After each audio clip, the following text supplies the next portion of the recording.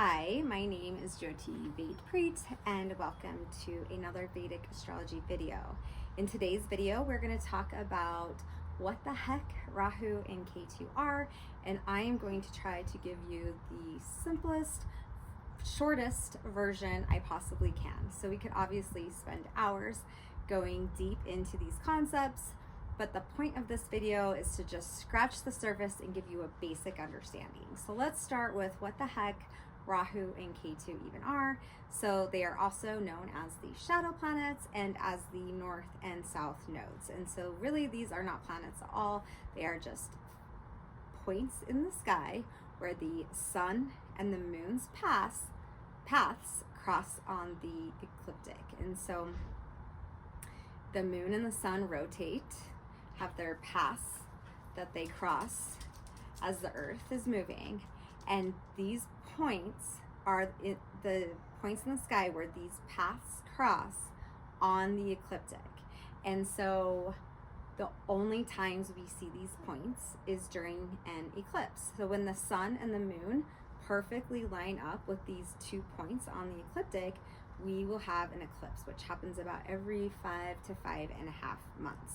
And we will, at this point, be able to see these shadow planets. So Rahu and Ketu are the shadows that during a solar eclipse you'll see on the sun, or during a lunar eclipse you'll see on the moon. And this is the only time that we see the shadow, is during the eclipse. And the story goes that Rahu and Ketu are eclipsing the sun and the moon and taking away their power. And so to really take a deeper look, we have to understand the mythology.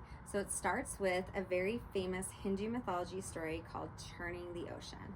So as the gods are churning the ocean in order to get the Amrit, or the nectar of immortality, they're churning away and they realize, like, this is really hard, we're going to need help. And so the gods decide they need to turn to the demons and ask the demons for help. And so the gods go to the demons, and of course the demons agree because they too would like to drink the nectar of immortality. And so as the gods and demons are working together, churning the ocean, little did the demons know that the gods had a cunning plan to not share the nectar of immortality, this Amrit, sweet Amrit, with them. And so once they were done, the gods took the nectar and went away, and one of the demons was very clever and kind of knew what the gods were up to, and his name was Svarbanu.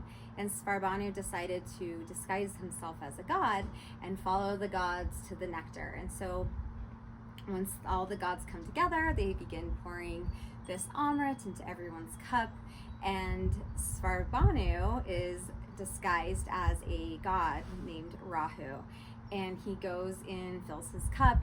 As he begins drinking this sweet nectar, he is seen by the sun and the moon, and they notice that this is a demon. And so they run to Lord Vishnu and they tell him what's happening.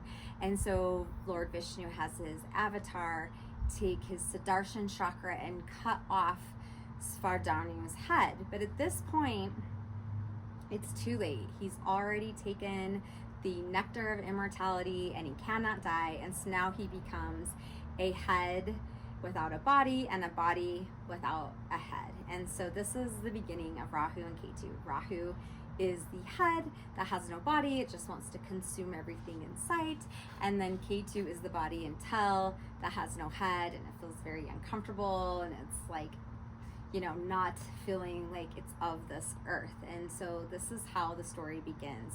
And because it was the sun and the moon that told Lord Vishnu, Rahu and Ketu are in forever vengeance of chasing the sun and the moon around, and every now and again they eclipse them and take away their energy. And so that's essentially what an eclipse is, and that's how we get the story of Rahu and Ketu. And so when you're looking at it from an astrological perspective in someone's chart, Rahu shows the area of our life that we are obsessed with and what we came into this life to learn.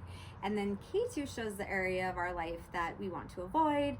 We've already done that thing over already. It's our blind spots. It's the things that we don't actually want to do and we want to avoid. And it's also our past life karma. It's what we came into this life with. And so when we're looking at someone's chart, we can look at Ketu and see where they came from, some of their past karma that they started with in this life, and then we can also kind of understand what they're trying to avoid in this life and where their blind spots are.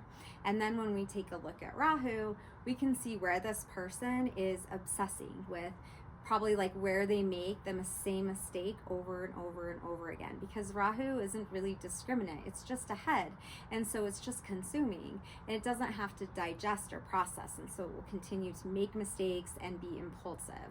They're both confusing signs. So in this area, we're confused as like why we're obsessed with this thing, especially when it keeps like maybe coming back to bite us in the ass. And then when you've got Ketu, you're looking at the area of the sky where we think we know that thing already and we want nothing to do with it.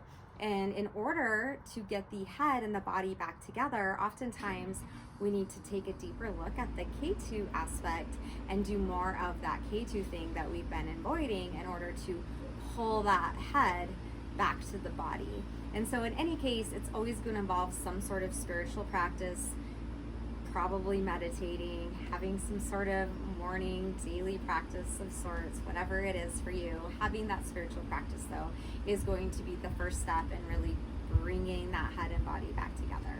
But if you're curious where Rahu and Ketu are at in your chart and you want to understand how that's affecting you, then you can email the link below and we can book a nodes chart reading where we'll take a deep dive in where the nodes are at in your chart.